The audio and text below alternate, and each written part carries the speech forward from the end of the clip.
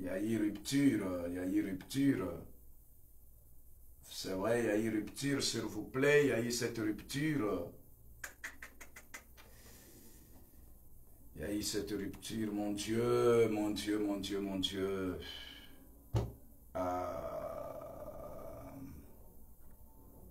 Je suis encore au début. Il y a eu cette rupture, je ne comprends pas. Mes chers amis, je ne sais pas, je suis d'ailleurs au bureau. Je ne sais pas comment il y a eu cette rupture. Je m'excuse beaucoup, il y a eu cette rupture. Alléluia. Ok, on continue. Maman, est-ce que maman est là? Servante du Seigneur, maman Micheline. Est-ce que je peux continuer avec la lecture? Ou je commence encore, ou je recommence cette lecture? Je ne sais pas, ça s'est recoupé ou ça s'est fait combien on continue, je ne sais pas encore. Vraiment, je m'excuse beaucoup. I don't understand why. Corruption, I don't know exactly. Mais je peux continuer en Ésaïe chapitre 16. Hein? Ésaïe chapitre 16, c'est là que nous sommes. Non, 1 Samuel plutôt, 1 Samuel chapitre 16. 1 Samuel chapitre 16. 1 Samuel chapitre 16. Je m'excuse beaucoup. 1 Samuel chapitre 16. 1 Samuel dans son chapitre 16e. Nous sommes en train de continuer. On était arrivé au verset 9. Nous avions commencé du 1er au 23e verset. On s'est arrêté au 9e verset. Nous lisons au nom de Jésus. Isaïe fit passer Chaman. Et Samuel dit, l'Éternel n'a pas non plus choisi celui-ci. Isaïe fit passer 7 de ses fils devant Samuel. Et Samuel dit à Isaïe, l'Éternel n'a choisi aucun d'eux. Puis Samuel dit à Isaïe, sont-ce tous tes fils? Et il répondit, il reste encore le plus jeune, mais il fait paître les brebis. Alors Samuel dit à Isaïe, envoie-le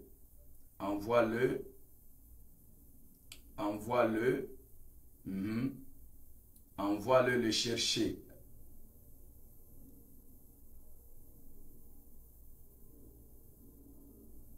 Alors Samuel dit à Isaïe, envoie-le chercher, car nous ne nous lasserons pas avant qu'il ne soit venu ici. Isaïe envoie chercher. Or, il était blond, avec des beaux yeux et une belle figure. L'Éternel dit à Samuel, lève-toi, oins-le, car c'est lui. Samuel prit la couronne d'huile et l'oignit au milieu de ses frères. L'Esprit de l'Éternel saisit David à partir de ces jours et dans la suite. Samuel s'éleva et s'en alla à Rama. L'Esprit de l'Éternel se retira de Saoul, qui fut agité par un mauvais esprit venant de l'Éternel. Les serviteurs de Saoul lui dirent, voici un mauvais esprit venant de Dieu l'agite, que notre Seigneur parle. Tes serviteurs sont devant toi. Ils chercheront un homme qui sache jouer de la harpe, et quand le mauvais esprit venant de Dieu sera sur toi, il jouera de sa main et tu seras soulagé. Saoul répondit à ses serviteurs, trouvez-moi donc un homme qui joue bien et amenez-le moi. L'un des serviteurs prit la parole et dit,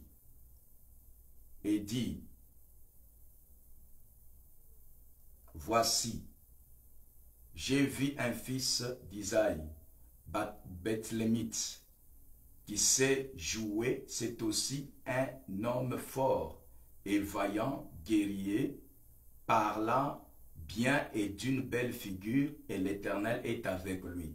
Saoul envoya des messagers à Isaïe pour lui dire, envoie-moi David, ton fils, qui est avec le brebis. Isaïe prit un âne qu'il chargea de pain, d'une outre, de vin et d'un chevreau, et il envoya ces choses à Saoul par David, son fils. David arriva auprès de Saoul et se présenta devant lui. Il plut beaucoup à Saoul et il fut désigné pour porter ses armes. Saoul fit dire à Isaïe, je t'ai pris de laisser David à mon service, car il a trouvé grâce à mes yeux. David avait trouvé grâce aux yeux de qui? De Saoul. Et lorsque, le verset 23, et lorsque les mauvais esprits venant de Dieu étaient sur Saoul, David prenait la harpe et jouait de sa main. Saoul respirait alors plus à l'aise et se trouvait soulagé, et les mauvais esprits se retiraient de lui. Bien-aimé, je vais sauter pour lire maintenant Romains. Avant de lire, je lis d'abord Romains. Maman, je lis Romains chapitre 14. Romains chapitre 14. Le Saint-Esprit m'envoie un peu de lire Romains 14. Romains 14. Qu'est-ce que Romains 14 est en train de nous dire? Hier, tout à l'heure, c'était coupé. C'était coupé. Je m'excuse beaucoup, maman. Je m'excuse. C'est pourquoi j'ai acheté ce téléphone aussi pour nous aider. Ce téléphone n'est pas connu. Je pris ce téléphone pour beaucoup...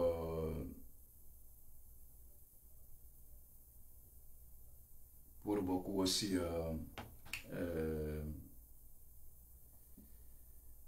pour que je puisse plus être à l'aise avec ça. Je m'excuse beaucoup vraiment, mes chers compatriotes et frères et sœurs.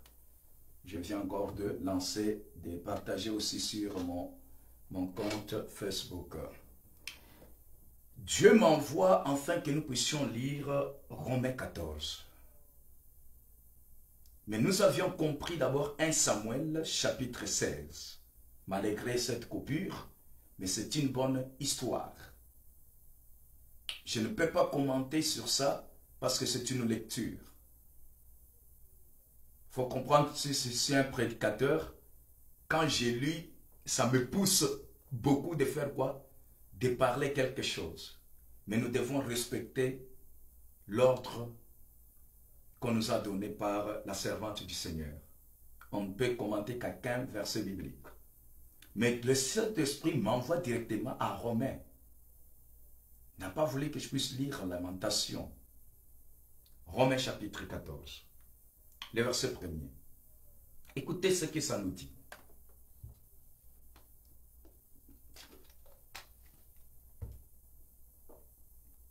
Accueillez celui qui est faible dans la foi et ne discutez pas les opinions.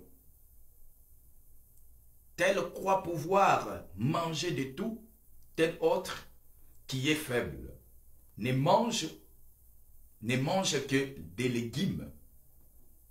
Que celui qui mange ne méprise point celui qui ne mange pas, et que celui qui ne mange pas ne juge point celui qui mange, car Dieu l'a accueilli.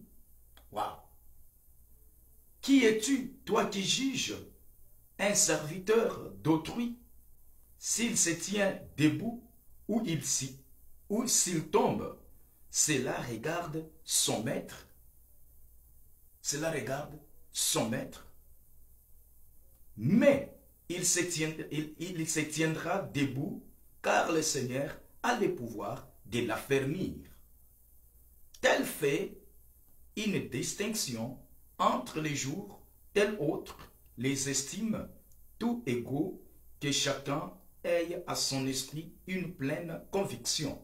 Celui qui distingue entre les jours agit ainsi pour le Seigneur. Celui qui mange, c'est pour le Seigneur qu'il mange, car il rend grâce à Dieu. Celui qui ne mange pas, c'est pour le Seigneur qui ne mange pas, et il rend grâce à Dieu.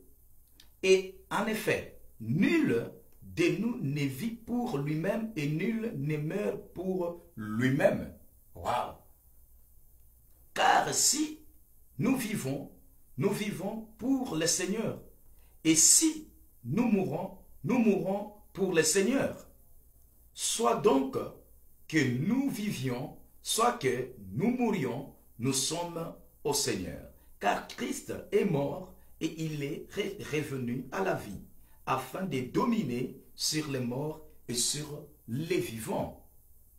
Wow. Mais toi, pourquoi juges-tu ton frère? Pourquoi toi juges-tu ton frère? Pourquoi? Pourquoi? Ou toi, pourquoi méprises-tu ton frère? Puisque nous comparaîtrons tous devant le tribunal de Dieu. Car il est écrit, je suis vivant, dit le Seigneur, tout genou fléchira devant moi et toute langue donnera gloire à Dieu. Ainsi, chacun de nous rendra compte à Dieu pour lui-même. Ne nous jugeons donc plus les uns les autres, mais pensez plutôt à ne rien faire qui soit pour votre frère une pierre d'achoppement ou une occasion de chute. Je sais et je suis persuadé par le Seigneur Jésus que rien n'est impur en soi et qu'une chose n'est impure que pour celui qui la croit impure. Mais si, pour un aliment, ton frère est attristé, tu ne marches plus selon l'amour, ne cause pas par ton aliment la perte de celui pour lequel Christ est mort. Bien-aimés dans le Seigneur, écoutez maintenant là où j'ai aimé un peu cet endroit.